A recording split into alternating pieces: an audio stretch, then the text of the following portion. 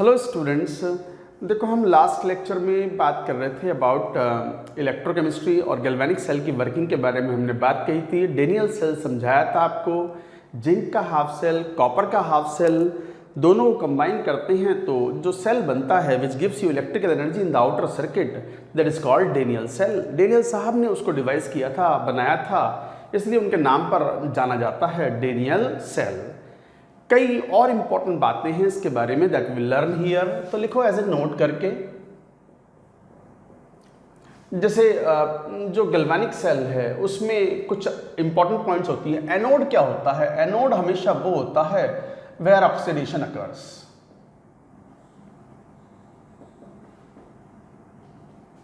Cathode जो होता है वो होता है जहां पर रिडक्शन अकर्स।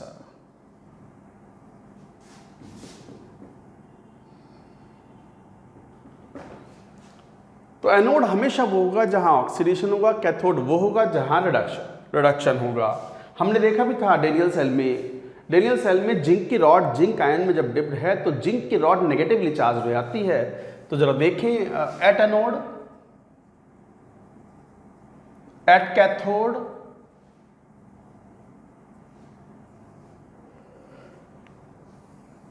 जैसे मान लो साइन क्या देखें तो एनोड का sign negative and this is positive. Reaction की बात करें तो reaction at anode is oxidation half and this is reduction half. Oxidation half and reduction half. Electron flow of electron, आपने कहा था anode is negative charge, rich of electron, so electron move from anode to cathode.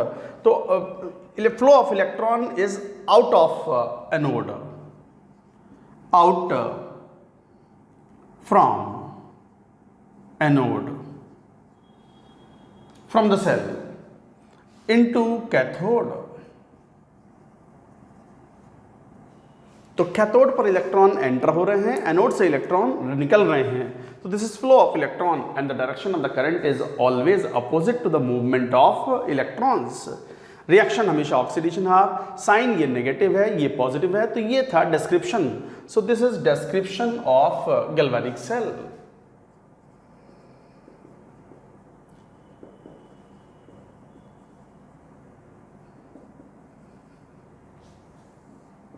Description of galvanic cell. Note करो ये वाली बात पूरी की पूरी, ये first point, note it down.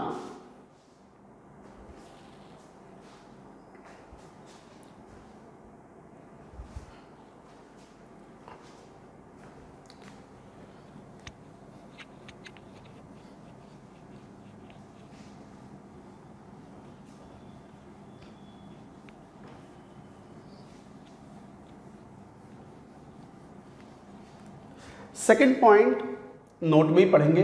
देखो वैसे तो आप जो ये शब्द इस्तेमाल करते हो ना सेल, तो cell is a device which consist of two metal rods और plates dipping into the solution, electrolyte solution. तो कई बार ये जो रॉड्स होती है ना, मेटल रॉड्स या प्लेट्स, कई बार इन्हें ही हम इलेक्ट्रोड बोल देते हैं, कई बार पूरे हाफ सेल को भी इलेक्ट्रोड बोल देते हैं। तो जनरली मेटल रॉड्स जो डिप करते हैं सॉल्यूशंस में, जैसे जिंक की rod dipping into the zinc ion solution, copper की rod dipping into the copper ion solution, these rods are usually called as electrodes. तो ये इलेक्ट्रोड्स भी दो तरह के हो सकते हैं, इनर्ट एंड एक्टिव। जैसे जिंक एंड कॉपर जो मेटल रॉड्स थी in the Daniel cell, they were taking part in the chemical reaction, redox reaction. Cell reaction के अंदर वो पार्ट ले रहे थे, तो वो कहलाएंगे एक्टिव इलेक्ट्रोड। एक्टिव क्यों? Because they were taking part in reaction, और उनकी अमाउंट में भी चेंज लगातार होता रहता है। बट कुछ इलेक्ट्रोड ऐसे होते हैं जो केवल इलेक्ट्रॉन कैरियर का काम करते हैं, रिएक्शन में पार्ट नहीं लेते। तो लिखो इलेक्ट्रोड्स, मेटल रॉड्स, प्लेट्स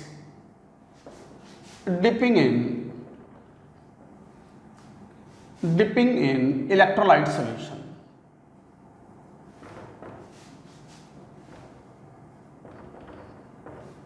तो metal rods, plates dipping in electrolyte solution. Electrode भी दो तरीके के होते हैं, inert, active. inert con which acts only as electron carrier, जो केवल इलेक्ट्रॉन कैरियर का काम करे between two halves, electron carrier between two halves, between two halves, two halves मतलब oxidation half and reduction half.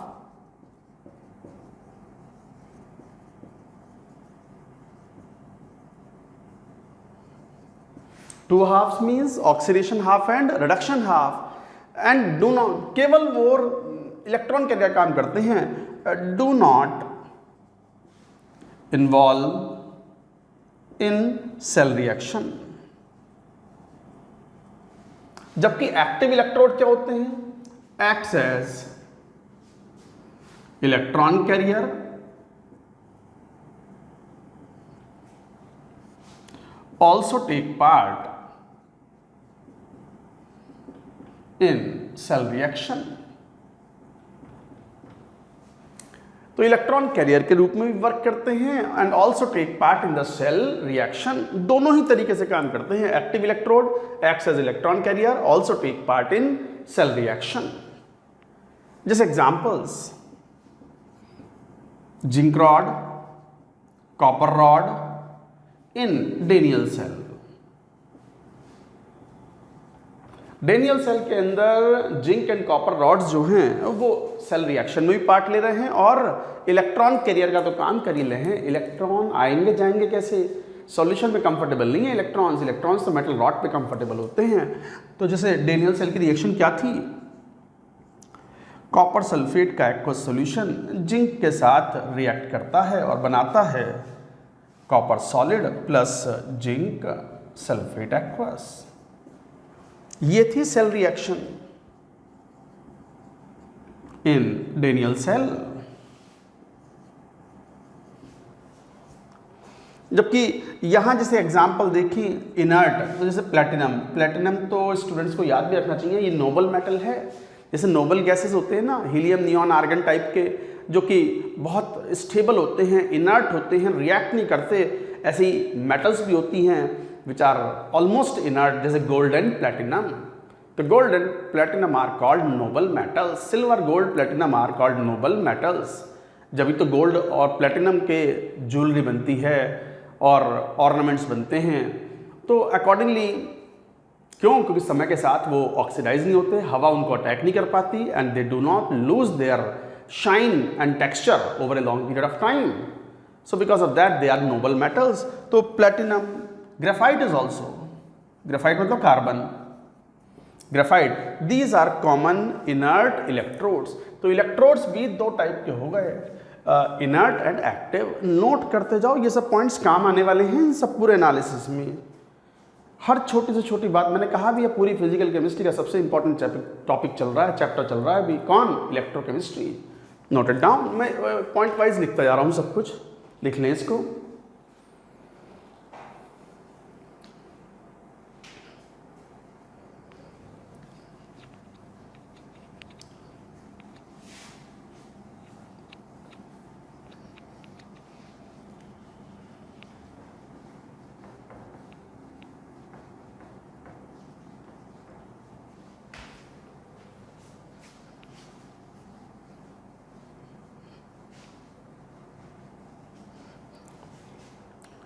जैसे थर्ड पॉइंट, हम हमेशा से एक बात कहते आ रहे हैं कि जैसे ओवरऑल सेल पोटेंशियल होता है, एक होता है standard cell potential.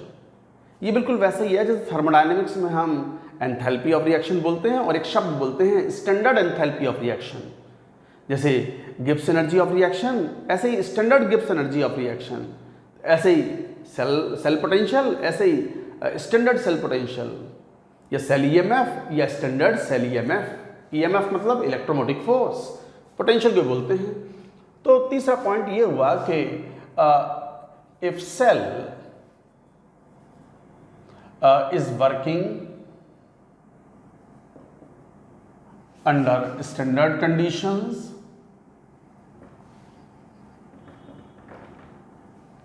if cell is working under standard conditions, then अगर सेल स्टैंडर्ड कंडीशंस में काम कर रहा है then the cell EMF is called standard cell EMF. और स्टैंडर्ड सेल पोटेंशियल उसका सिंबल ये यूज करेंगे ई नॉट सेल। सिमिलरली अगर कोई हाफ सेल वर्क कर रहा है अंडर स्टैंडर्ड कंडीशन में तो हम ई नॉट ऑक्सीडेशन या ई नॉट रिडक्शन यूज करेंगे। Similarly we use E naught oxidation, E naught reduction. Naught लगा दिया मतलब स्टैंडर्ड कंडीशंस। तो व्हाट आर स्टैंडर्ड कंडीशंस?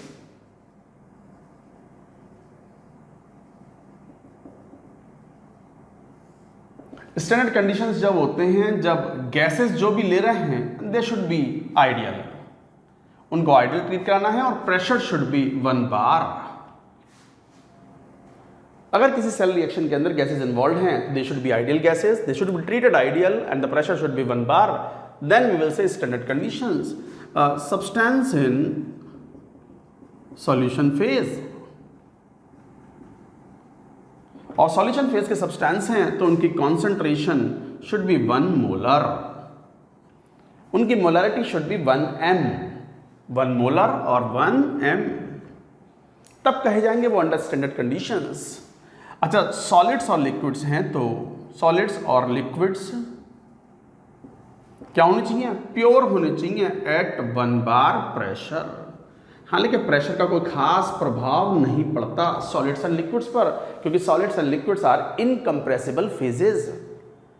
ये बड़ा अच्छा कॉमन शब्द है, एक जनरल टर्म है ये। गैसेस आर हाईली कंप्रेसिबल, क्योंकि गैस में इंटरमॉलिक्यूलर स्पेस काफ़ी ज़्यादा होता है, उन्हें कंप्रेस किया जा सकता है।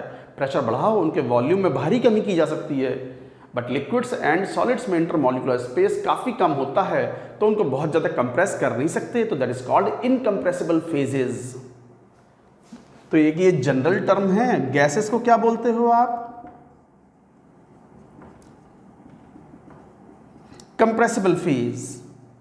ऑब्वियसली इंटरमॉलिक्यूलर स्पेस ज्यादा है तो आसानी से कंप्रेस किए जा सकते हैं बाय अप्लाइंग प्रेशर, जबकि सॉलिड्स एंड लिक्विड्स इन्हें क्या बोलते हो? Incompressible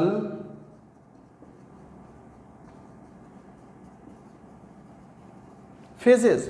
these are incompressible phases. क्यों? इंटरमॉलिक्यूलर स्पेस बहुत कम होता है तो इनको बहुत ज़्यादा इनका वॉल्यूम घटाया नहीं जा सकता बाय इंक्रीजिंग प्रेशर, तो that's why they are called incompressible phases. Of course pressure बढ़ाओगे तो वॉल्यूम में थोड़ी कमी तो आएगी, but not much in case of the solids and liquids.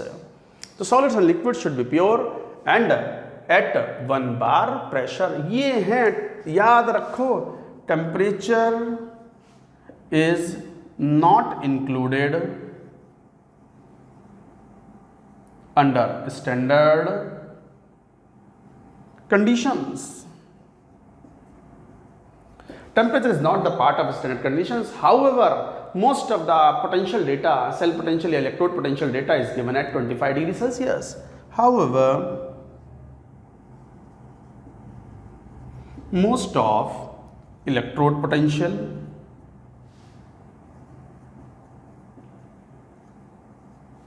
or cell potential data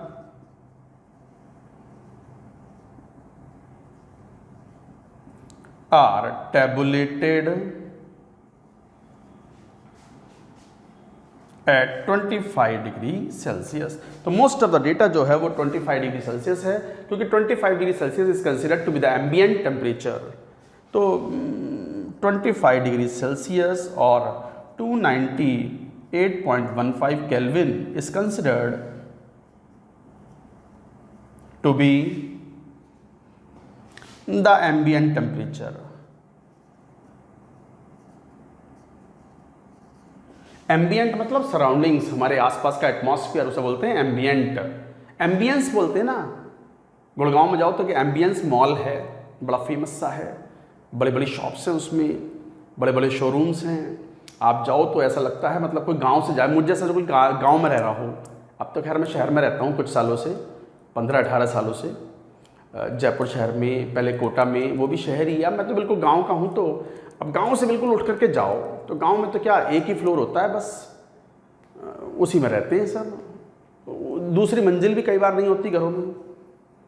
गांव में जगह की कमी थोड़ी होती है, शहरों में जगह की कमी होती है, तो वो ऊपर को चलते चले जाते हैं। 10 माला, 15 माला, 20 माला, 50 माला, 100 माला भी बन जाए तो कोई बहुत बड़ी बात नहीं है। तो गुड़गांव में जो एम्बियंस मॉल है, जैसे कभी जाओ तो आंखें चुंधिया सी जाती हैं, ये दुनिया है, ये कौन सी दुनिया है। गांव से हाँ रहते रहो वहाँ तो इट बिकम्स यूजुअल, बट अचानक से गांव से जाओ और एम्बियंस मॉल जैसी एक जगह में जाओ। एम्बियंस का मतलब होता है, एम्बियंट का मतलब एम्बियंस से ही है, एम्बियंस मतलब सराउंडिंग्स। तो वहाँ बड़ी बड़ी शॉप्स, बड़े बड़े शोरूम, एक्स्ट्रा लाइट्स, इतनी लाइट जिसकी ज़रूरत नहीं है।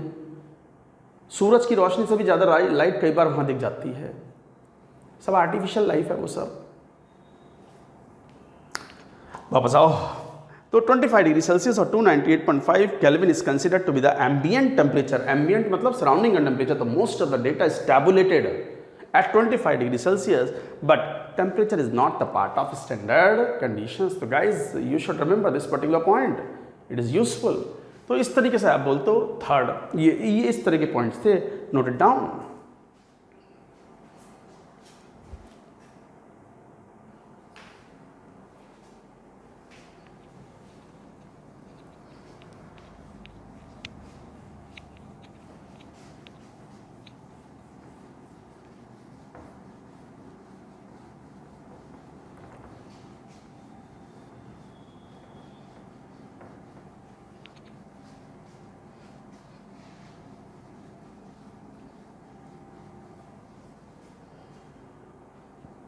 तो ये कुछ इंपॉर्टेंट पॉइंट्स थे जो मैंने यहाँ कवर अप किए about the Daniel cell, you should understand.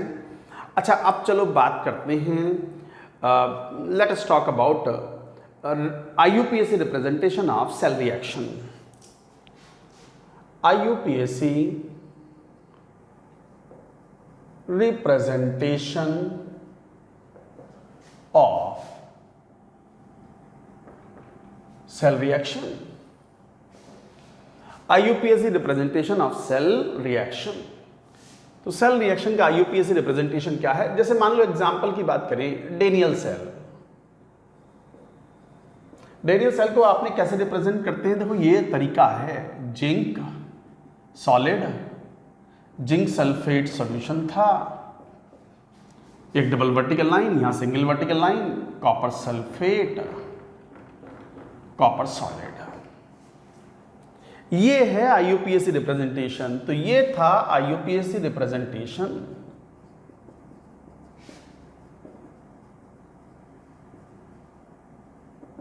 Of Daniel cell. तो ये डेनियल सेल का रिप्रेजेंटेशन है।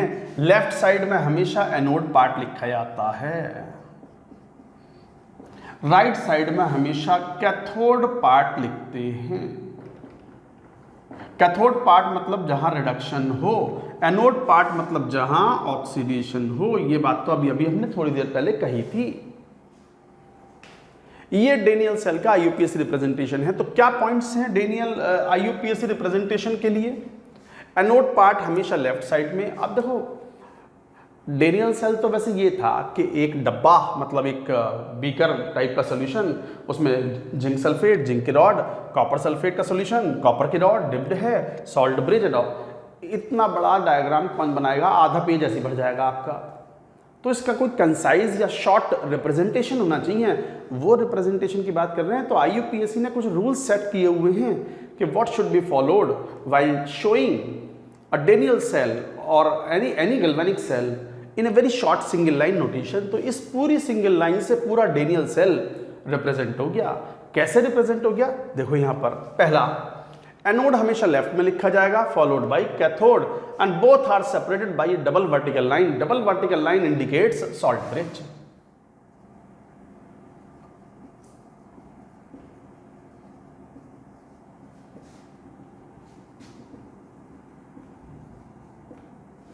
Presence of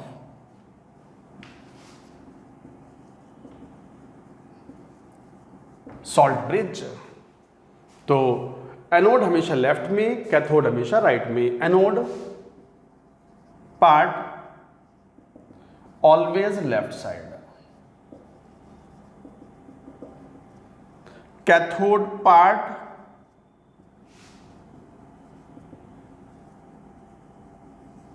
always at right side, and both are separated by the double vertical line indicates presence of salt bridge. अच्छा, salt bridge जरूरी नहीं है कि हर cell में हो, कुछ सेल्स ऐसे भी काम कर सकते हैं जहां पर सॉल्ट ब्रिज ना भी हो, चलेगा। कौन से हैं वो केसेस बताएंगे। तो इस तरीके से रिप्रेजेंट करते हो आप। Both parts are separated by the double vertical line, तो double vertical line indicates the presence of salt bridge. अच्छा, substance in different substance of different phases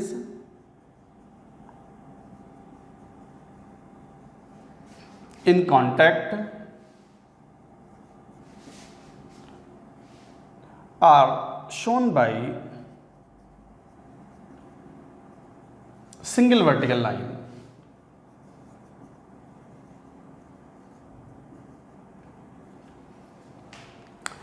तो substance of the different phases in contact are shown by single vertical line. ये रहा single vertical line. However, substance of same phase in contact are separated by a comma. Comma से represent करते हैं। Comma double M नहीं होता, शायद COMA, अब पता नहीं, देख लेना है यार। कॉमा, कॉमा तो वो हो गया, कॉमा में चले गए, कॉमा ही होगा, ठीक है। कॉमा, कॉमा मतलब ये वाला कॉमा। तो क्या बोल रहे हैं, substance of the different phases in contact are shown by the single vertical line. However substance of the same phase in contact, same phase के सब्सटेंस कॉन्टैक्ट में है तो they are represent by a comma. जैसे मैं example लेके समझाता हूं, आप पहले ये ऊपर का ये 2 पॉइंट लिख लोगे क्या जरा, तब मैं आगे की बात कहूं। अब देखो यहां यहीं पे देख लो, जिंक सॉलिड है, जिंक सल्फेट सॉल्यूशन फेज है, सॉल्यूशन फेज और सॉलिड 2 अलग अलग फेजेस हैं, तो obviously they are represented by a single vertical line. But अगर ये सेम फेज के सब्सटेंस होते तो they are separated by what, by a comma. कैसे, लेट अस सी। पहले ये नोट करो यहां तक की बात।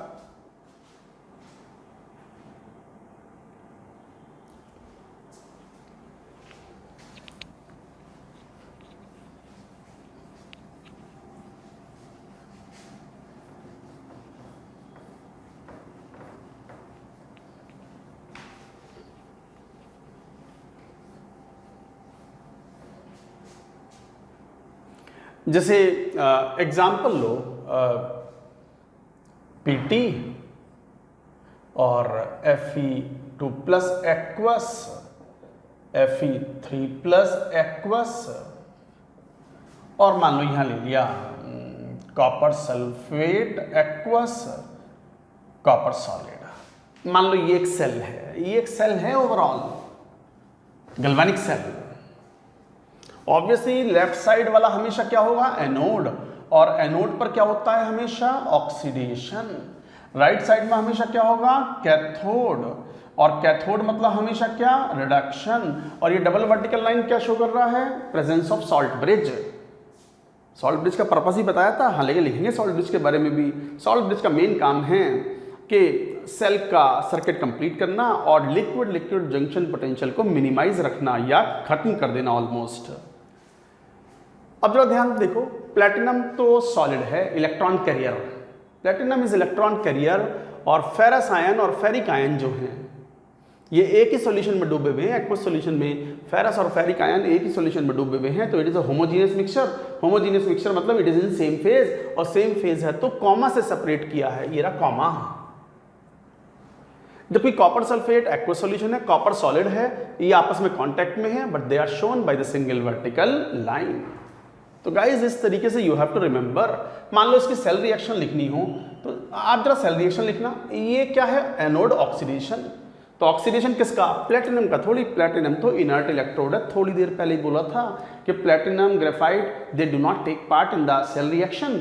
उनका काम केवल इलेक्ट्रॉन को लाना ले जाना है from one half cell to another half cell.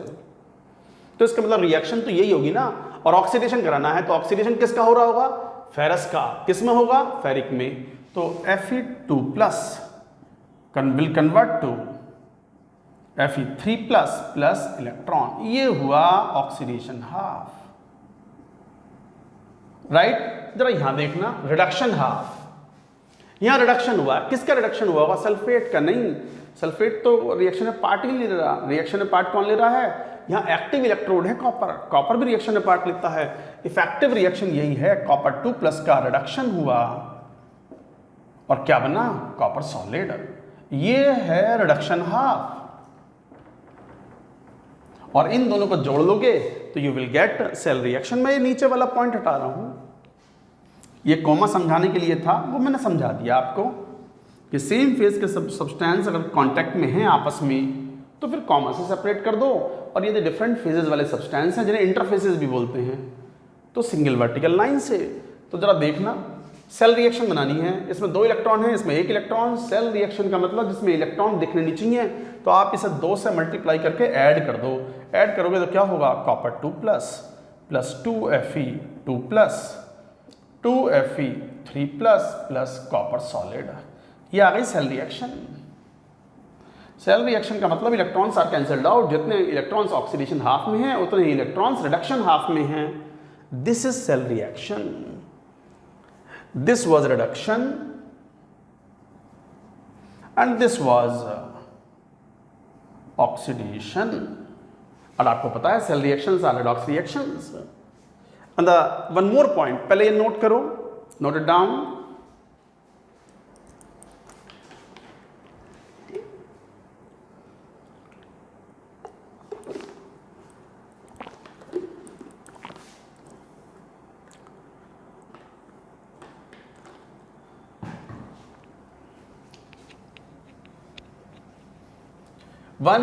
Another important point will come.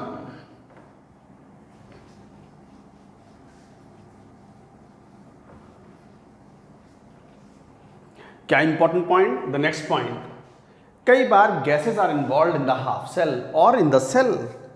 तो अगर गैसेस इन्वॉल्व हैं तो फिर गैस का रिप्रेजेंटेशन कैसे होगा? In gas half cell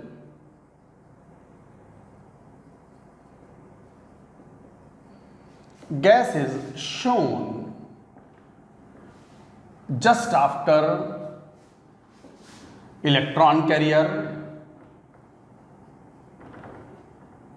in anode part,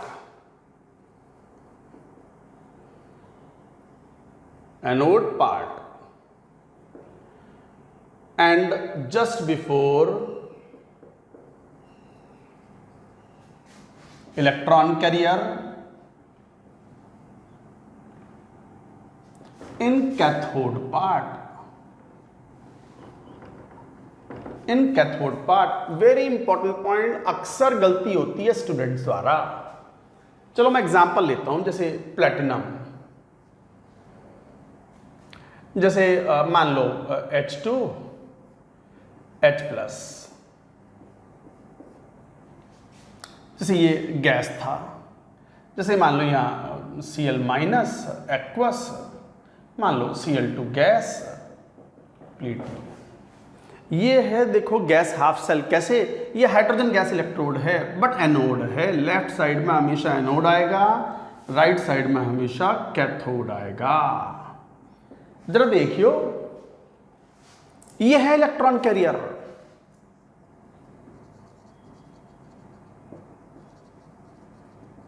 electron carrier हमेशा एक्सट्रीम लेफ्ट और एक्सट्रीम राइट पर ही आएंगे।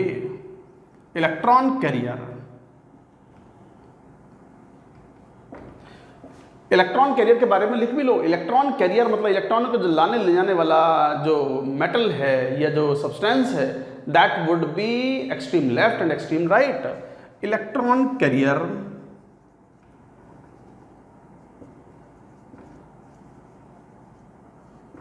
appears at extreme left in anode and extreme right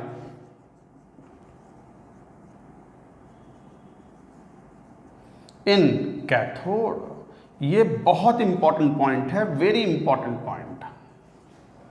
electron carrier हमेशा एक्सट्रीम लेफ्ट पर होगा एनोड में, ये पहचान भी है कि ये हाफ सेल एनोड वाला है या कैथोड वाला है। बड़ा इंपॉर्टेंट पॉइंट बोल रहा हूँ मैं। हाफ सेल कैथोड में काम कर रहा है या एनोड में, ये उसके नोटेशन पे भी डिपेंड करता है। अगर इलेक्ट्रॉन कैरियर एक्सट्रीम लेफ्ट है तो एनोड है और एक्सट्रीम राइट है तो कैथोड है। अच्छा, यहाँ गैस हाफ सेल की बात कर रहे थे। एनोड पार्ट में गैस हमेशा इलेक्ट्रॉन कैरियर के बाद आएगी, जस्ट आफ्टर दिस।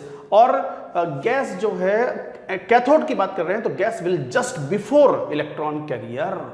देखो, a gas half cell gas is shown just after electron carrier in the anode part and just before electron carrier in cathode part। अब जरा cell reaction लिखना है इसकी।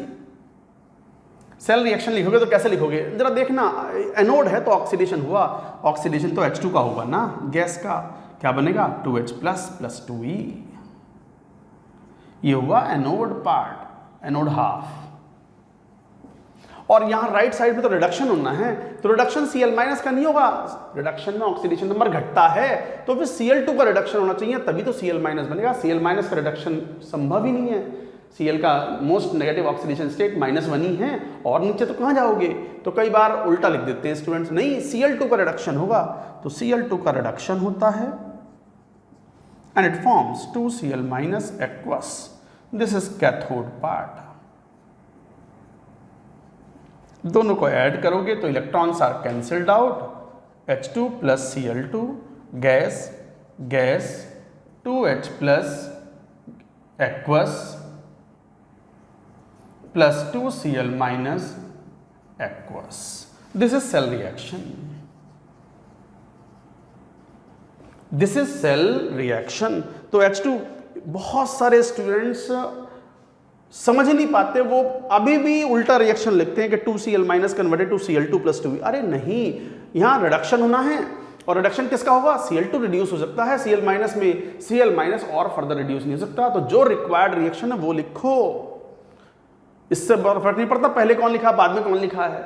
यहाँ रिडक्शन होना है तो Cl2 का रिडक्शन रहो। दिस इज सेल रिएक्शन, ये है सेल रिएक्शन।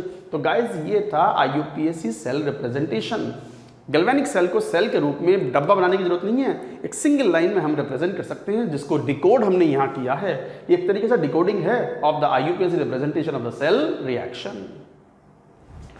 चलिए अब बात करते हैं अबाउट सॉल्ट ब्रिज। तो हेडिंग लिखो सॉल्ट ब्रिज।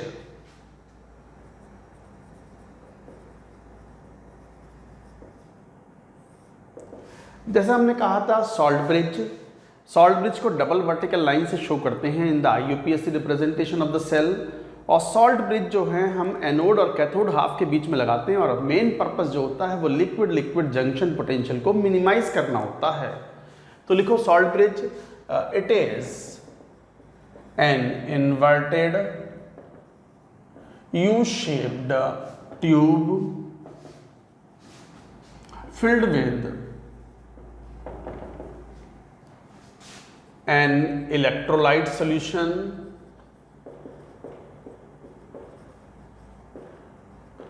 with gelatin और अगर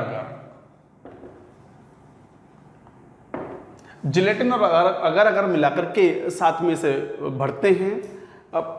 पर्पस ऑफ जिलेटिन और अगर भी एक सब्सटेंस होता है। पर्पस ऑफ जिलेटिन और agar is to make the salt bridge content. तो पर्पस ऑफ जिलेटिन और अगर इज टू मेक लगा दो, is to make the salt bridge content gel like। Salt bridge के अंदर अगर बहुत डाइल्यूट सोल्यूशन होगा KCl का या NaCl का या इलेक्ट्रोलाइट का, तो रुकेगा कैसे, वो तो गिर जाएगा ना। इन्वर्टेड यू ट्यूब है, अरे ट्यूब तो इस टाइप की है ना, ये ट्यूब है और यहां भरा हुआ है ये, मान लो KCl सोल्यूशन था यहां, ये सॉल्ट ब्रिज है।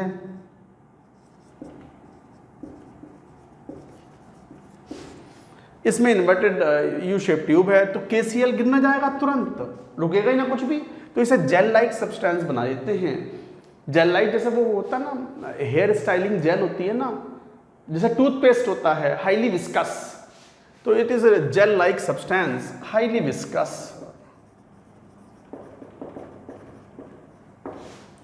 हाईली विस्कस हो जाता है ताकि आयनों का मूवमेंट फ्री हो सके जैसे कि रिक्वायरमेंट हो, बट फ्री फॉल ना हो ऑफ इलेक्ट्रोलाइट का। तो इस तरीके से हम ये बात कहते हैं सॉल्ट ब्रिज में। पर्पस क्या है सॉल्ट ब्रिज का? Purpose of the salt bridge या function of the salt bridge क्या है? तो फंक्शन ऑफ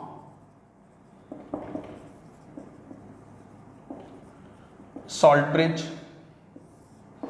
एक तो यही, it completes the inner circuit,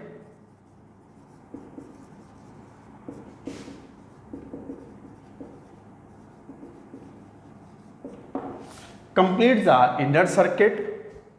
दूसरा मेन पर्पस है, अब जैसे इनर सर्किट कंप्लीट हो गया, अभी तक तो क्या था सिचुएशन, देखो ऐसी थी कि anode half cathode half, outer circuit complete है, इनर कोई कंप्लीट ही नहीं है। तो इनर सर्किट को कंप्लीट करता है और minimizes liquid liquid junction potential. It minimises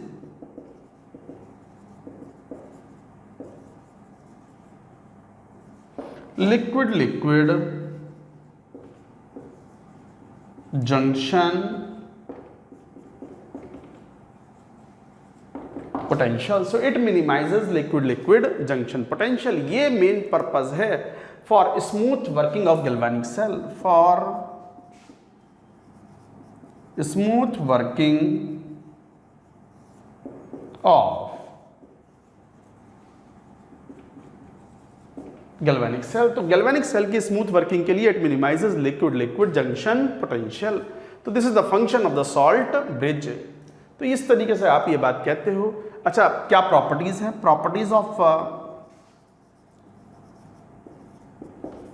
electrolyte of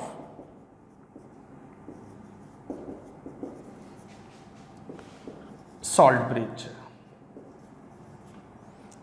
क्या प्रॉपर्टीज है सॉल्ट ब्रिज की? तो properties of electrolyte of the salt bridge, एक तो it should be inert,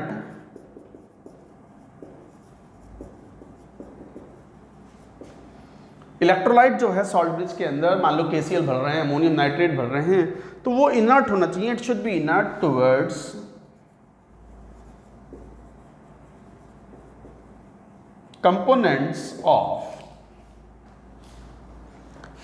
components of anode half and cathode half.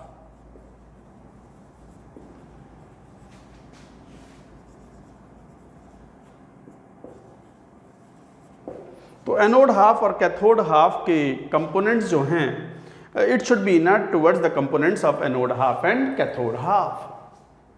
कोई रिएक्शन नहीं होनी चाहिए, तो नो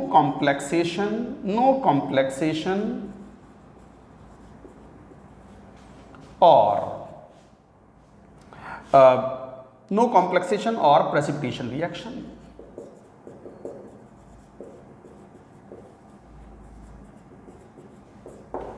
इसी बात को कंटिन्यू करेंगे। आप जरा ऊपर की सॉल्ट ब्रिज की परिभाषा लिख लो। देखो, हमने सॉल्ट ब्रिज पहले भी एक्सप्लेन किया था।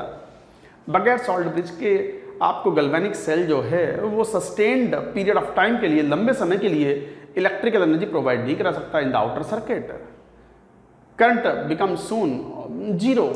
तो इसका मतलब लंबे समय तक आपको आउटर सर्किट में करंट चाहिए, इलेक्ट्रिकल एनर्जी चाहिए from the spontaneous chemical reaction of the galvanic cell. तो फिर आपको सॉल्ट ब्रिज यूज करना पड़ेगा, क्योंकि liquid liquid junction potential minimise कर देता है ओवरऑल पोटेंशियल को, करंट को। तो वो लिक्विड लिक्विड जंक्शन पोटेंशियल को मिनिमाइज करने के लिए, खत्म करने के लिए हम सॉल्ट ब्रिज यूज करते हैं। सॉल्ट ब्रिज भी कर सकते हैं, पोरस बैरियर भी यूज कर सकते हैं, जिसके थ्रू आयंस आ जा सके। तो अब बात आती है कि पर्पस क्या है इसका। Complete the inner circuit, it minimises liquid liquid junction potential for smooth working of the galvanic cell.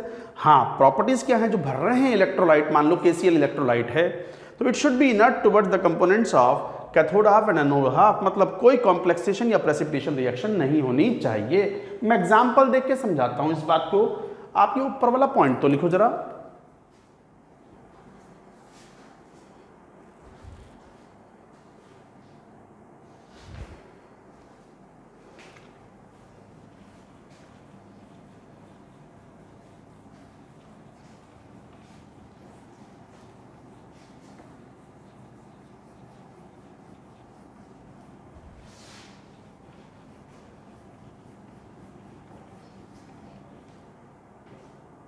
जैसे यहीं देखो इसको, for example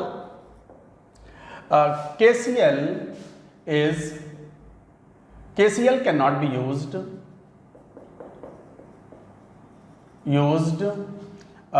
in a cell which involves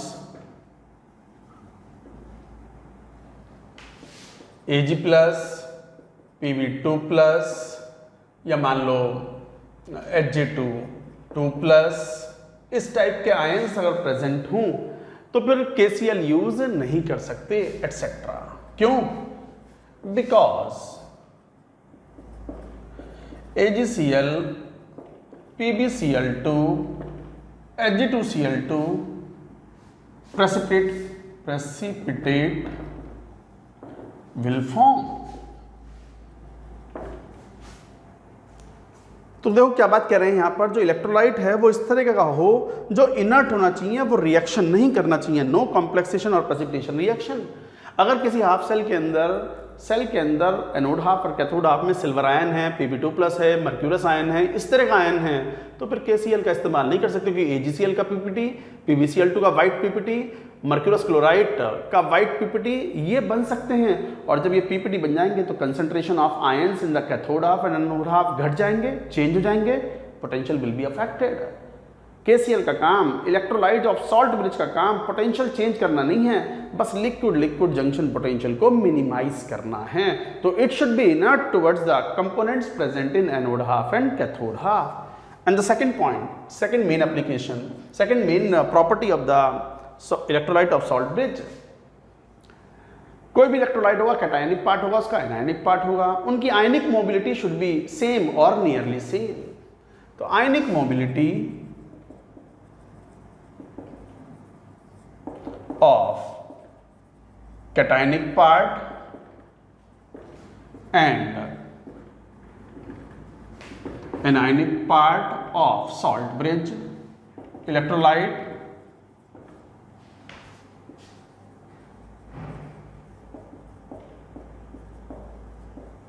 should be same or nearly same। तो ionic mobility of cationic part and anionic part of the salt bridge electrolyte should be same और nearly same. अच्छा, इससे क्या होगा sir, ना हुआ तो? अरे सुनो, जैसे मान लो ये था, देखो मान लो ये इस टाइप का एक गैल्वेनिक सेल का अरेंजमेंट ले लिया और ये सॉल्ट ब्रिज है।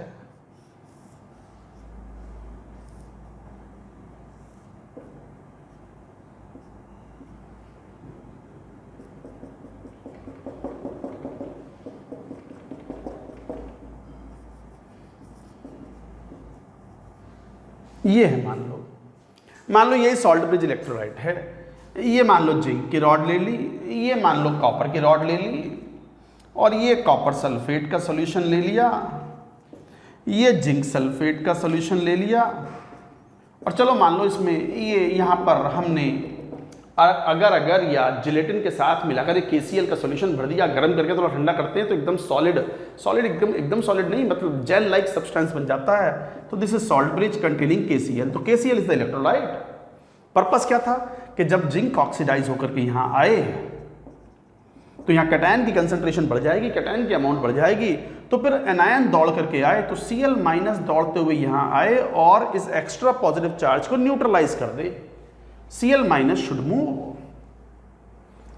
अच्छा, इधर से K प्लस निकल के आए तो K प्लस यहां से मूव करते हुए, और यहां जो कॉपर आयन डिपॉजिट हो गए हैं मेटल रॉड पर, तो यहां कैटायन की कमी हो गई थी, तो K प्लस दौड़ के आए और वो कैटायनों की कमी को पूरा कर दे। तो सर कर तो रहे हैं। तो इसमें आयनिक मोबिलिटी क्या होती है? Speed of the ion under unit potential gradient. Unit potential gradient मतलब वोल्टेज अपॉन डिस्टेंस ट्रेवल्ड। तो अगर प्लेटों के बीच की दूरी अगर यूनिट डिस्टेंस हो और यूनिट वोल्ट का पोटेंशियल डिफरेंस अप्लाई किया जाए तो जो स्पीड होगी आयनों की, that is called ionic mobility. तो guys, ionic mobility is the speed of the ion under unit potential gradient. तो यहां पे अब मान लो Cl को दौड़ के आना है लेफ्ट साइड में जिंक हाफ सेल में, और पोटेशियम आयन को दौड़ के जाना है कॉपर वाले हाफ सेल में, यही इनका काम था। अब मान लो Cl- तो दौड़ के तेजी से आ जाए और जो जिंक आयन की जो एक्स्ट्रा आयंस आए हैं उनको न्यूट्रलाइज कर दे, न्यूट्रल, इलेक्ट्रिकली न्यूट्रल मेंटेन करें। तो Cl- तो आ गया दौड़ के, K+ जो है वो दौड़ नहीं पा रहा बेचारा और अभी रास्ते में ही है, और उससे कहो भाई जल्दी जाओ तो कहे और जा तो रहा हूं।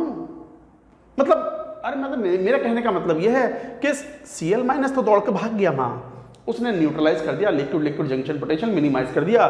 K+ तेजी से मूव नहीं कर पा रहा, वो पहुंच ही नहीं पाया, तो इसका मतलब वो लिक्विड लिक्विड जंक्शन पोटेंशियल को प्रॉपरली मैनेज नहीं करेगा, और जब मैनेज नहीं करेगा तो अकॉर्डिंगली सेल की फंक्शनिंग अफेक्ट होगी। तो कहने का मतलब ये हुआ कि आयनिक मोबिलिटी मतलब जितनी जल्दी जितनी स्पीड के साथ Cl- आया है लगभग उसी स्पीड के साथ K+ आ जाए तो दोनों अपना अपना काम निपटा दें in the anode half and cathode half, and liquid liquid junction potential will be minimised. So ionic mobility of the cationic part and anionic part of the salt bridge electrolyte should be same or nearly same. यही तो ये सब points हैं। अच्छा, KCl बड़ा अच्छा electrolyte माना जाता है because ionic mobility of the K+ and Cl- are nearly same, but कभी कभी क्लोराइड आयन का इस्तेमाल हम नहीं कर पाते, पर्टिकुलरली अगर एनोड हाफ या कैथोड हाफ में सिल्वर आयन, लेड आयन या मर्क्यूरस आयन हो। क्यों? क्योंकि ये प्रेसिपिटेट बना सकते हैं और सेल की प्रॉपर फंक्शनिंग को अफेक्ट, प्रभावित कर सकते हैं। तो गाइज ये तरीका था इस तरीके से समझने का, ये याद रखने वाली बात है।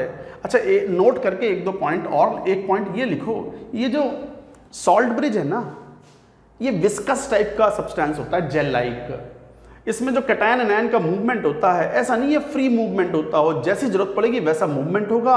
और इस सॉल्ट ब्रिज के थ्रू एनोड के कंपोनेंट्स आयंस भी मूव कर सकते हैं on molecular level but not on bulk level. तो salt bridge does not allow the free movement और the bulk movement of the content of anode into cathode और cathode into anode, ये याद रखो। सॉल्ट ब्रिज does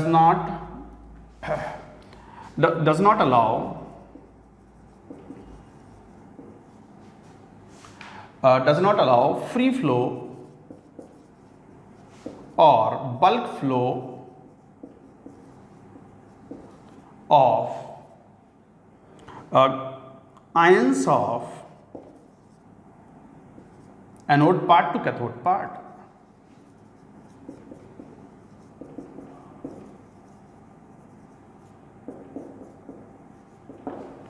मैं ये नीचे वाला पॉइंट हटा रहा हूँ, मुझे एक बात और लिखनी है, मैं समझाता हूँ क्या है ये। सॉल्ट ब्रिज पे तो IIT JEE एडवांस ने क्वेश्चन भी पूछा है, बहुत बढ़िया। आप इसके समझने के बाद आप बड़ी आसानी से कर लोगे, ये तो बहुत बेसिक थ्योरी है। तो नोट क्या है, salt bridge does not allow the free flow और the bulk flow. Free flow मतलब पता चला जिंक आयन आधा 50% जिंक आयन इधर से इधर बड़ी तेजी से मूव कर गया, नहीं। Salt bridge does not allow the free flow और the bulk flow of ions of anode part to cathode part and vice versa.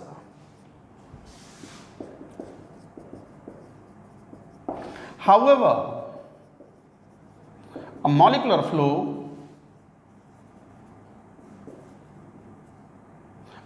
flow of ions between anode and cathode part may occur through salt bridge.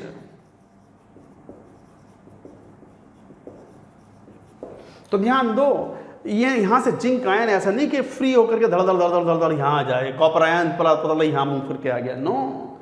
हाँ, ion diffuse करते हुए slowly it can move to the one part to other through diffusion.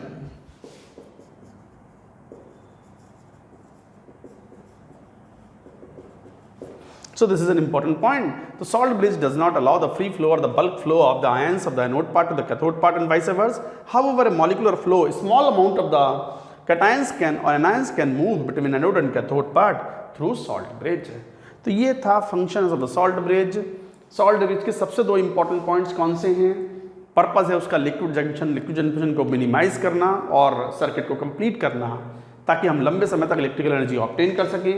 और जो उसकी properties हैं उसमें दो main point हैं, it should be inert, non reactive, किसी से रिएक्शन ना करे, और दूसरा ये है कि ionic mobility of the cation and anion of electrolyte of the salt bridge should be same और नियरली सेम। सो गाइज ये थे important points about salt bridge. एक बार नोट करो, एक दो क्वेश्चन सॉल्व करते हैं इसके ऊपर, फिर बात करेंगे एक बहुत ही important, we shall talk about the electrochemical cell. Note it down.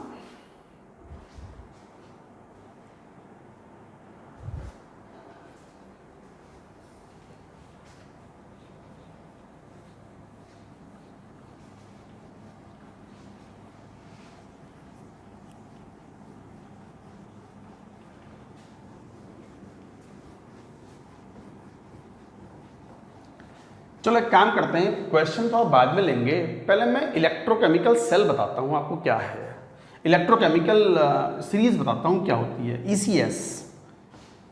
हालांकि इसे एक्टिविटी सीरीज भी बोलते हैं, बच्चे इसको 10th क्लास में पढ़ लेते हैं, अपने NCERT की बुक्स में होता है एक्टिविटी सीरीज के नाम से, जिसमें कई बार फ्लोरीन सबसे ऊपर होता है, लिथियम मेटल सबसे नीचे होती है, कई बार उल्टा भी शो कर देते हैं, लिथियम सबसे ऊपर और फ्लोरीन सबसे नीचे। तो हेड ही लिखो इलेक्ट्रोकेमिकल सीरीज।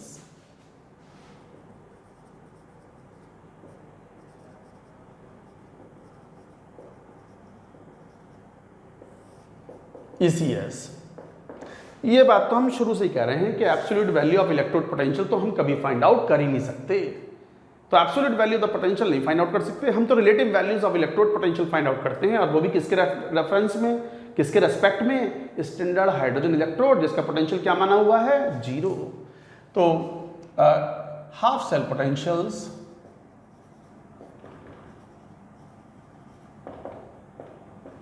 इलेक्ट्रोड पोटेंशियल,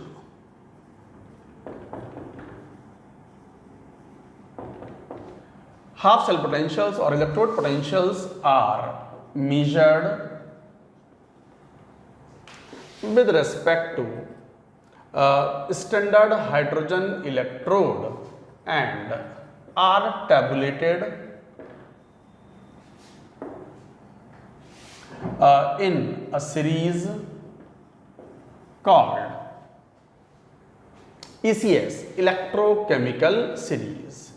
तो स्टैंडर्ड वर्ड और लगा दो, स्टैंडर्ड। तो स्टैंडर्ड हाफ सेल पोटेंशियल्स या standard electrode potentials, standard electrode potential is also called as SRP, standard reduction potential. SRP is called standard reduction potential.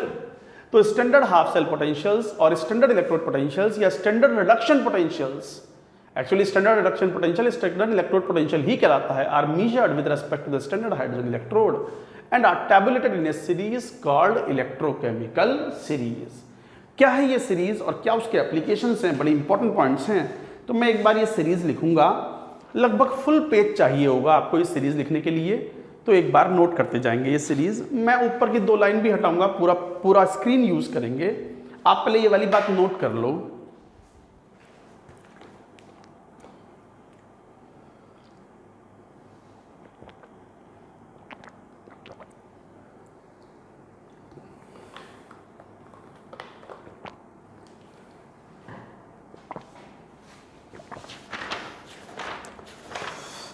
हाँ क्या है electrochemical series, इसे एक्टिविटी सीरीज भी बोलते हैं, चाहो तो लिख भी दो ब्रैकेट में, also known as activity series. क्या है सीरीज, जरा half cell reaction and this is SRP in volt, standard reduction potential in volt half cell reaction. अगर हम इंक्रीजिंग ऑर्डर में अगर नोट कर रहे हैं तो it will be like this. हालांकि NCERT ने डिक्रीजिंग ऑर्डर ऑफ पोटेंशियल में किया है, वो उससे कोई फर्क नहीं पड़ता। तो Li plus electron lithium solid metal बन गई -3.05 volt, K plus electron potassium solid metal -2.94 volt, calcium 2 plus 2E calcium solid -2.87 volt, sodium ion plus electron sodium metal minus 2.71 volt, magnesium 2 plus plus 2e, magnesium minus 2.36 volt, Al3 plus plus 3, aluminium minus 1.66 volt, 2H2O plus 2e convert to H2 gas plus 2e। अभी पहले note करो आप, मैं समझाऊंगा ये सारी चीजें। ये इंपॉर्टेंट हाफ सेल पोटेंशियल्स हम ले रहे हैं, liquid, and this is minus 0.83 volt, Zn2 plus plus 2e, zinc solid, this is minus 0.76 volt, Fe2 plus plus 2e, Fe solid, and this is minus 0.44 volt, Sn2 plus plus 2e, tin metal मिला, minus 0.14 volt, Pb2 plus plus 2e, Pb solid, this is minus 0.13 volt, Fe3 plus plus 3 Fe solid, this is minus 0.04 volt, and 2d plus बाकी यहाँ ले लो, 2d plus plus 2e, d2 मतलब deuterium gas, minus 0.01 volt. फिर reference आता है 2H plus plus 2e, aqueous हैं सब, ये अंडरस्टूड है, H2 gas, this is 0.00 volt, and this is reference. यही तो है रेफरेंस। इसी के रेस्पेक्ट में तो हमने शुरुआत यहीं से की थी इलेक्ट्रोकेमिस्ट्री, कि all the half cell potentials are determined with respect to standard hydrogen electrode, this one. Then Sn4 plus plus 2e, Sn2 plus, तो this value comes out to be Sn4 plus, तो ये value हो गई 0.15 volt. Then comes copper 2 plus plus 2e, copper solid 0.34 volt. Then comes copper plus plus e, copper solid 0.52 volt, Fe3 plus plus E convert to Fe2 plus, aqueous, ये भी aqueous, सब aqueous ions हैं, ये ions हैं तो aqueous हैं, 0.77 volt. Then comes Ag plus plus E converted to Ag solid 0.79 volt, nearly 0.8 volt कह सकते हो। Then comes mercuric ion Hg2 plus aqueous plus 2e, Hg liquid के फॉर्म में मिलता है mercury, and this is 0.86 volt. Then comes gold 3 plus plus 3, gold metal मिलेगी, this is 1.4 volt. Then MnO4 minus plus 5H plus plus 8 electron, कि MnO4 is a powerful oxidising agent, लिखते जाओ आप भी साथ के साथ। So this will form Mn2 plus plus 4H2O, this is 1.51 volt.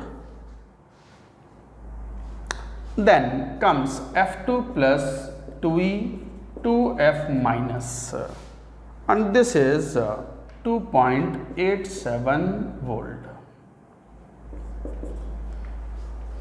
लिखो पूरा डेटा। तो सर बस इतना ही डेटा है, और भी दे दो, कर लेंगे सर याद।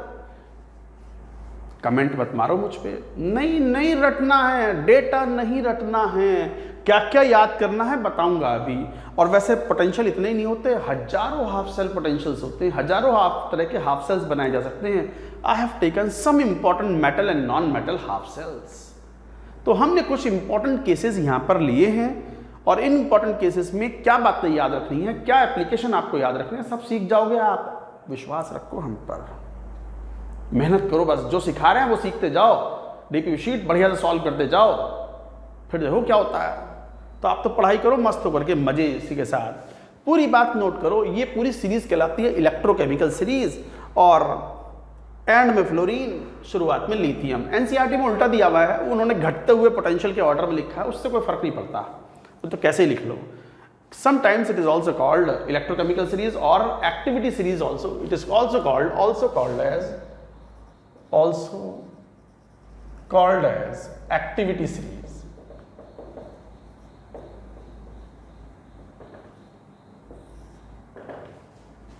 नोट करें पूरी बात।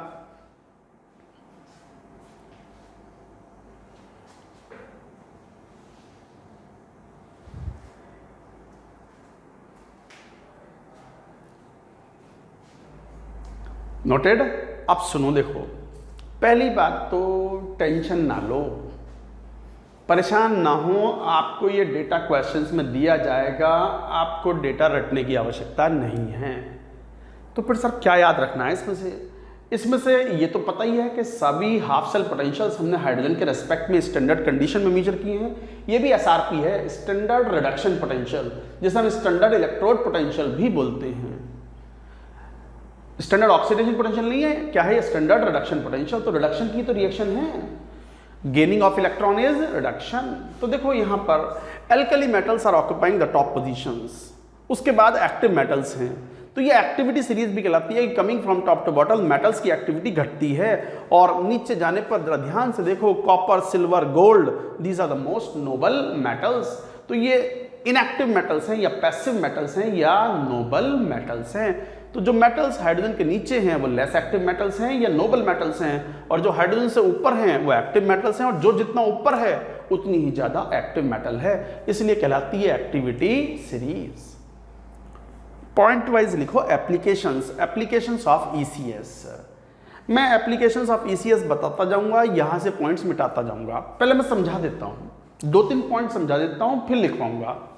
एक तो पॉइंट ये जरा यहां देखना, लिथियम आयन का रिडक्शन हुआ और पोटेंशियल नेगेटिव में है, इसका मतलब ये रिएक्शन तो होनी ही नहीं है। कैसे? क्योंकि अगर पोटेंशियल नेगेटिव है तो उसका डेल्टा जी क्या हो गया? पॉजिटिव, और डेल्टा जी पॉजिटिव है तो लिथियम आयन इलेक्ट्रॉन गेन करके लिथियम में कन्वर्ट होना ही नहीं चाहता। क्यों? क्योंकि उसका डेल्टा जी प्रोसेस का पॉजिटिव है। ये तो आपको पता ही होगा, इतनी बात बेसिक थर्मोडायनेमिक्स में आपने पढ़ी होती है, सेकंड लॉ ऑफ थर्मोडायनेमिक्स में, कि किसी केमिकल रिएक्शन का, चाहे वो हाफ सेल रिएक्शन ही क्यों ना हो, अगर डेल्टा जी नेगेटिव होगा तो reaction will be spontaneous, positive होगा तो नॉन स्पॉन्टेनियस, और डेल्टा जी जितना ज़्यादा नेगेटिव होगा रिएक्शन उतनी ज़्यादा स्पॉन्टेनियस होगी, उतनी ज़्यादा extent it will move in the forward direction. But जरा देखना यहाँ पर, इसका तो ये पोटेंशियल माइनस में है, नेगेटिव, और ये नेगेटिव है तो डेल्टा जी क्या हो गया इसका? पॉजिटिव। इसका मतलब रिएक्शन क्या हो गई? ये नॉन स्पॉन्टेनियस। तो लिथियम प्लस इलेक्ट्रॉन गेन करके लिथियम में कन्वर्ट होना नहीं चाहता, बल्कि इसका उल्टा एकदम होना चाहता है। लिथियम तैयार बैठा है अपना इलेक्ट्रॉन लूज करने के लिए। तो आपको पता ही है मेटल्स आसानी से इलेक्ट्रॉन लूज कर देते हैं। इसी बात को अगर मैं ऐसे बोलूं कि लिथियम कन्वर्टिंग टू Li++E, इसका पोटेंशियल कितना हो गया? +3.05 वोल्ट। स्टैंडर्ड कंडीशन में तो डेल्टा जी क्या हो गया? -NFE, highly negative. इसका मतलब लिथियम बड़ी आसानी से Li+ में कन्वर्ट होता है, और जो एलिमेंट बड़ी आसानी से ऑक्सीडाइज होता है act as a powerful reducing agent. So this is powerful reducing agent. तो metals are very powerful reducing agent, very good reducing agent. क्यों? क्योंकि आसानी से वो इलेक्ट्रॉन लूज करते हैं और ऑक्सीडेशन करवा लेते हैं। जिनका ऑक्सीडेशन आसानी से होता है act as reducing agent.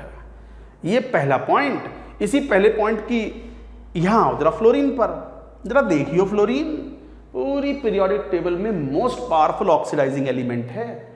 Among all the elements of the periodic table 118-19 जितने भी एलिमेंट्स डिस्कवर्ड हैं, सबसे ज्यादा पावरफुल ऑक्सीडाइजिंग एलिमेंट है तो वो है F2 इसलिए सबसे नीचे है। F2 2 इलेक्ट्रॉन गेन करने के बाद में F- कन्वर्ट करता है, और पोटेंशियल देखो कितना हाईली पॉजिटिव है। तो इस रिएक्शन का डेल्टा जी क्या हुआ? Highly negative. और इस रिएक्शन का डेल्टा जी अगर हाईली नेगेटिव हुआ तो इसका मतलब इस हाईली स्पॉन्टेनियस। F2 तैयार बैठा है। F2 तैयार बैठा है कि बस कैसे मैं इलेक्ट्रॉन गेन करूं और किस में कन्वर्ट हो जाऊं, F- में. So F2 is the most powerful reducing, most powerful oxidizing element in the entire periodic table. Lithium is the most powerful reducing metal और reducing element in the entire periodic table. लिख लें पहला point. तो ये सब potential से मालूम पड़ रहा है आपको, डेल्टा जी से मालूम पड़ रहा है ये सब आपको. इसे डेल्टा जी भी नहीं बोलेंगे, डेल्टा जी नॉट, क्योंकि स्टैंडर्ड पोटेंशियल है ना. डेल्टा जी भी नहीं, delta G not, because the potential is standard potential E not. तो पहला पॉइंट क्या हुआ, मेटल्स जिनके रिडक्शन पोटेंशियल जो होते हैं वो नेगेटिव होते हैं, they are more powerful reducing agent, highly very good reducing agent. Lithium is the most powerful reducing metal in the entire periodic table. Similarly F2 या जिन स्पीशीज के रिडक्शन पोटेंशियल काफी हाई होते हैं, they act as a powerful oxidizing element और substance, and F2 is the very powerful oxide. तो इसका मतलब कहने का ये क्या हुआ, ये जितने भी हैं ना, ये हाइड्रोजन से नीचे जितने भी हैं, ये सब ये दिख रहे हैं, ये कौन है, नोट कर लो अपनी टेबल में. गुड ऑक्सीडाइजिंग सब्सटेंस और species, They're all good oxidizing species. और ये जो मेटल्स हैं, मेटल्स भी ध्यान दें, हाइड्रोजन, ये सब बढ़िया good reducing agent, good oxidising species या गुड रिड्यूसिंग मेटल्स और एजेंट्स. हाइड्रोजन है, अच्छा रिड्यूसिंग एजेंट है. तो इसका मतलब जिन स्पीशीज का रिडक्शन पोटेंशियल SRP जितना हाई होगा, उसकी रिड्यूसिंग पावर उतनी ज़्यादा होगी, और जिसका SRP जितना कम होगा, -2 is smaller than -1, -1 is smaller than 0, 1 is greater than 0, 2 is greater than 1. ऐसे याद रखना है. लिख लें पहला पॉइंट, लिख लें, लिखते जाओ. अब मैं ये हटा दूं बाकी के पॉइंट्स. अच्छा, एक और बात, जैसे जैसे ऊपर से नीचे आते हैं मेटल की एक्टिविटी घटती है और उनकी थर्मल स्टेबिलिटी भी घटती जाती है. Alkali and alkaline earth metals के ऑक्साइड्स हाईली थर्मली स्टेबल होते हैं, और हाइड्रोजन से नीचे वाले जो मेटल्स होते हैं उनके ऑक्साइड्स थर्मली अनस्टेबल होते हैं और हीट करने पर आसानी से डिकम्पोज हो जाते हैं. लिखेंगे, अब यहाँ जगह नहीं है तो मुझे हटाना तो पड़ेगा ही. आपके पास तो बनी भी है ना कॉपी पे, तो बस आप सुनते जाना, समझते जाना. नोट करो पूरी बात, मैं ये हटाने वाला हूं.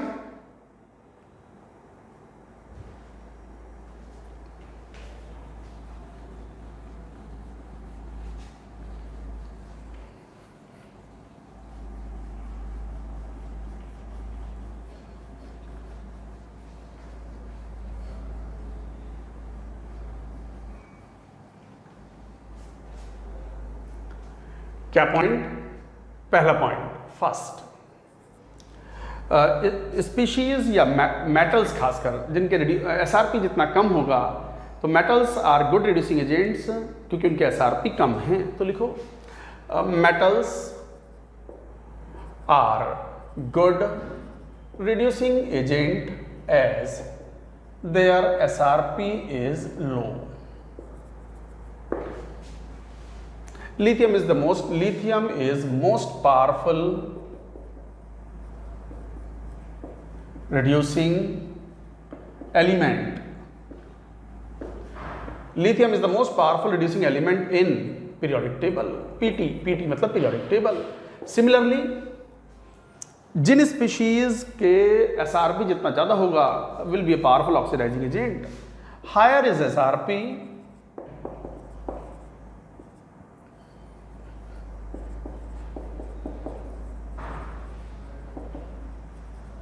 higher is the SRP, greater will be the oxidizing power.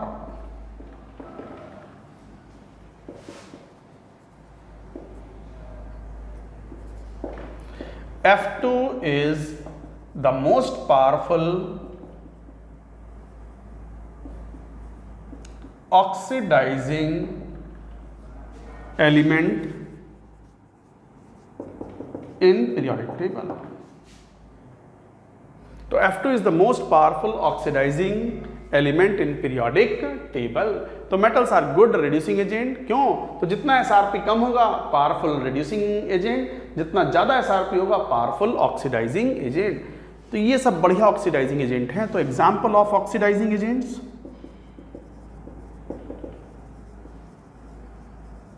बढ़िया गुड ऑक्सीडाइजिंग एजेंट्स, F2 वाह, MnO4 माइनस वाह, gold ion very good oxidising agent, silver ion, ये सब नहीं लिख रहा मैं, Fe3 plus etcetera, they are all good oxidising agent. Examples of reducing metals, reducing agents, metals जैसे कौन? Lithium, sodium, calcium, aluminium, zinc etcetera. तो पहला तो पॉइंट यही हुआ। तो फिर आप इलेक्ट्रोकेमिकल सीरीज से आइडिया लगता है कि who is the powerful oxidising agent, और जितना ज़्यादा एसआरपी होता जाएगा ऑक्सीडाइजिंग पावर उतनी ज़्यादा होगी। F2 is more oxidizing than KMnO4. KMnO4 is more powerful oxidizing agent than gold ion or mercury ion. Silver ion is more powerful oxidizing agent than copper 2 plus and so on. SRP जितना ज़्यादा oxidising power ज़्यादा, SRP जितना कम reducing power ज़्यादा। तो इस तरीके से ये बात कहते हो। पहला पॉइंट नोट कर लो, पहला पॉइंट, फिर दूसरे पॉइंट पर आएंगे।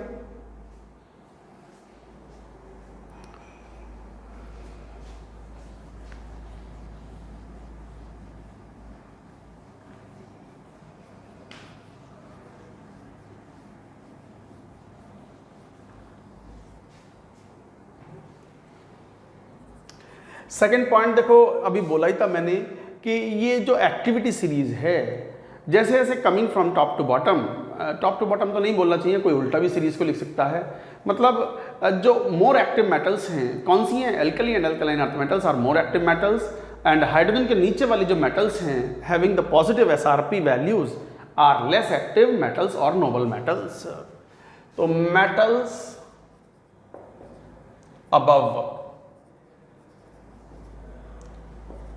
above hydrogen in ECS are active metals. Activity of metals decrease as we move down in ECS. This ECS, this लिख लो, हमने जिस ECS की बात करी हम प्रॉपर्टीज उसके रेस्पेक्ट में लिख रहे हैं। तो metals above hydrogen in ECS are active metals, activity of the metals decreases as we move down in ECS। यही कारण है, एक्टिविटी के कारण कि एल्कली मेटल्स जैसे lithium, sodium, potassium, calcium, barium etcetera, ये पानी से भी रिएक्शन कर लेते हैं, लिक्विड से, रूम टेम्परेचर। एक्टिविटी का कारण ये है कि ये मेटल्स पानी में डुबो तो hydrogen gas H2 gas evolve. हालांकि थोड़ी जो कम एक्टिव मेटल्स हैं जैसे कौन, जैसे मान लो ले लो आयरन, टिन, कोबाल्ट या निकिल एटसेट्रा, ये जो जितने भी मेटल्स हैं इनको आप स्टीम के साथ रिएक्शन कर लो। स्टीम और H2O गैस ठंडे पानी से तो रिएक्शन नहीं करते। एल्यूमिनियम भी ले लो, aluminium they will liberate H2 gas, but copper, silver, gold, platinum, mercury, these are noble metals और लेस एक्टिव मेटल्स। इनकी आप चाहे लिक्विड वाटर लो, H2O लिक्विड, और steam, H2O gas, no reaction, कोई रिएक्शन नहीं होती, they no liberation of H2 gas, reaction नहीं करते। क्यों? दीज आर नोबल मेटल्स और लेस एक्टिव मेटल्स। तो ये एक्टिविटी सीरीज कहलाती है कि पानी से रिएक्शन या स्टीम से रिएक्शन करेंगे एक्टिव मेटल्स जो हाइड्रोजन से ऊपर हैं, और जो हाइड्रोजन से नीचे हैं they do not react with water or steam, no hydrogen gas is liberated, no chemical reaction with water or steam। तो इस तरीके से आप ये पॉइंट कहते हो सेकंड पॉइंट, इसलिए बोलते हैं एक्टिविटी सीरीज। थर्ड पॉइंट लिखो, नोट करो, पहले नोट करते जाओ साथ के साथ।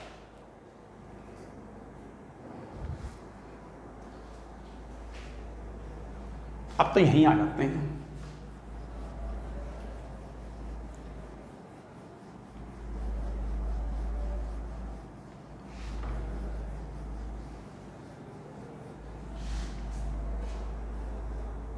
थर्ड, अब ये पॉइंट तो बच्चों ने 9वीं 10वीं क्लास में अच्छे से पढ़ा होता है। मोर एक्टिव मेटल्स मतलब जो इलेक्ट्रोकेमिकल सीरीज में, हमारी वाली इलेक्ट्रोकेमिकल सीरीज जो है, जो ऊपर हैं वो ज़्यादा एक्टिव हैं। More active metals can displace less active metals from their salt solutions. तो लिख दो, more active metals can displace less active metals from their salt solutions. तो more active metals can displace less active metals from their salt solution. तो जैसे copper sulphate है, आप इसमें zinc solid मिला दो पाउडर के फॉर्म में, तो जिंक कॉपर को डिस्प्लेस कर देगा, तो copper solid will be precipitated and zinc sulphate solution will be formed. This will occur, क्यों? क्योंकि इस रिएक्शन का जो ई सेल होगा, ई नॉट सेल, वो पॉजिटिव है, तो डेल्टा जी क्या है इस रिएक्शन का? Negative, spontaneous. Copper 2 plus copper में कन्वर्ट होता है तो पोटेंशियल 0.34 वोल्ट, और जिंक का जब ऑक्सीडेशन पोटेंशियल लेंगे तो वो 0.76 वोल्ट आएगा। तो ई सेल इसका पॉजिटिव आ गया और डेल्टा जी नेगेटिव आ गया, तो स्पॉन्टेनियस है। तो more active metal can displace less active metal from their salt solution. उल्टा पॉसिबल नहीं है। माइंडेड क्या? अगर जिंक सल्फेट में कॉपर मिला दो solid, no reaction, no reaction, उल्टा नहीं होगा। जिंक सल्फेट के सॉल्यूशन में कॉपर मिलाओगे तो नो केमिकल रिएक्शन, क्योंकि copper is less active metal. Less active metal more active metal के सॉल्ट सॉल्यूशन से मेटल को डिस्प्लेस नहीं कर सकता।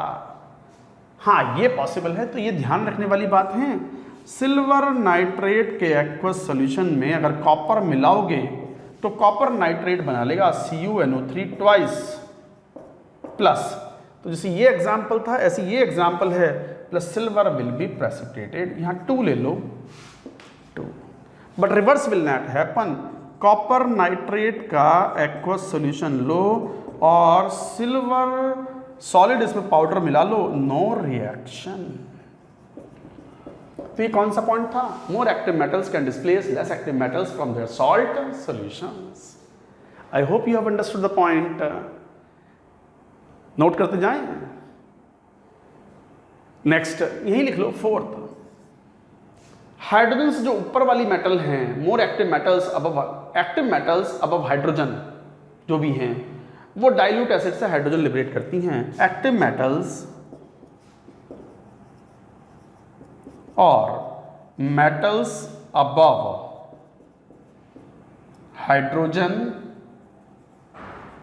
इन ECS displace H2 gas from dilute mineral acids। Mineral acids मतलब जैसे HCl इस टाइप के एसिड, तो इसका मतलब जैसे ये सोडियम है, लिथियम है, पोटेशियम है, एल्यूमिनियम है, जिंक है, आयरन है, एटसेट्रा।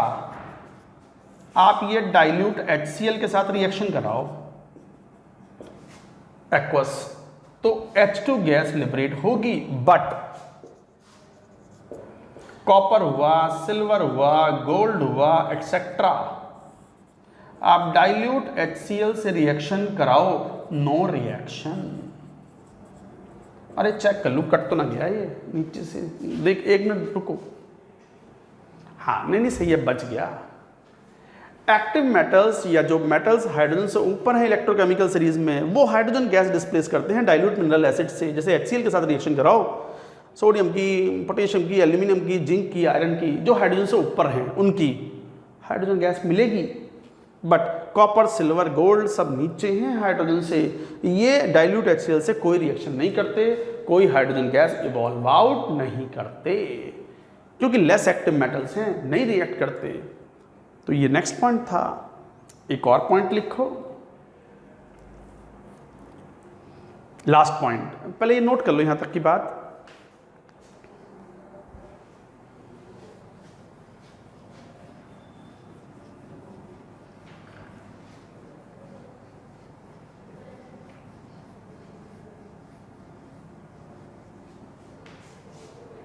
लास्ट पॉइंट, मेटल्स की थर्मल स्टेबिलिटी, जैसे जैसे एक्टिविटी घटती है thermal stability of the metal oxide decreases as the activity of metal decreases. As the activity of metal decreases, thermal stability of their oxides also decrease. Important point है ये, हालांकि पूरा electrochemical series ही बहुत important है, questions आते हैं इसके ऊपर। तो as the activity of the metal decreases, thermal stability of their oxides also decrease. जैसे मान लो मैग्नीशियम ऑक्साइड हुआ, Al2O3 हुआ, सिलिकॉन SiO2 हुआ, पोटेशियम ऑक्साइड हुआ, etcetera, thermally stable. Thermally stable का मतलब do not decompose on heating, नहीं heat करने पर डिकम्पोज ना होते हैं ये। मैग्नीशियम ऑक्साइड ये हाईली स्टेबल मेटल ऑक्साइड्स हैं, थर्मली स्टेबल हैं, ये हीट करने पर डिकम्पोज नहीं होंगे। हीट करोगे तो पिघल जाएंगे आयनों में, टूटेंगे नहीं। डिकम्पोज करना मतलब टूटना, हीट करोगे तो पिघल जाएगा आयनों में, टूट जाएगा। मैग्नीशियम आयन अलग, ऑक्साइड आयन अलग, पोटेशियम आयन अलग, ऑक्साइड आयन अलग। डिकम्पोज नहीं होगा, टूटेगा नहीं। प्राण जाए पर वचन न जाए, पिघल जाएगा, टूटेगा नहीं, डिकम्पोज नहीं होगा, गैस इवॉल्व नहीं करेगा। प्राण जाए पर वचन न जाए का मतलब यही है इनका मतलब यहाँ पर कि बहुत ज़्यादा हीट करोगे बियॉन्ड देयर मेल्टिंग पॉइंट तो they will melt, they will convert into the ions but they will not decompose to give the gas. जबकि लेस एक्टिव मेटल्स के जो होते हैं,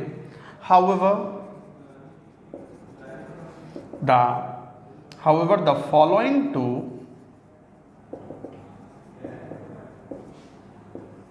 metal oxides, ये याद रखना है, very important point. Following two metal oxides easily decompose on heating. कौन से हैं वो दो? बड़े इंपॉर्टेंट, एक तो सिल्वर ऑक्साइड, बड़ी आसानी से हीट करने पर डिकम्पोज हो जाएगा, सिल्वर मिल गया सॉलिड, और कौन सी gas? O2 gas evolve out. दूसरा HgO सॉलिड, हीट करते हैं तो मरकरी लिक्विड फॉर्म में मिल गया, 2 mercury plus O2 gas is evolve out. क्यों? Silver and mercury are less active metals. जैसे जैसे एक्टिविटी मेटल की घटती है, थर्मल स्टेबिलिटी घटती जाती है, और हाइड्रोजन के जो नीचे वाले हैं वो हीट करने पर डिकम्पोज हो भी जाते हैं। और खासकर ये दोनों, सिल्वर का ऑक्साइड और मरकरी का ऑक्साइड, वेरी वेरी इंपॉर्टेंट।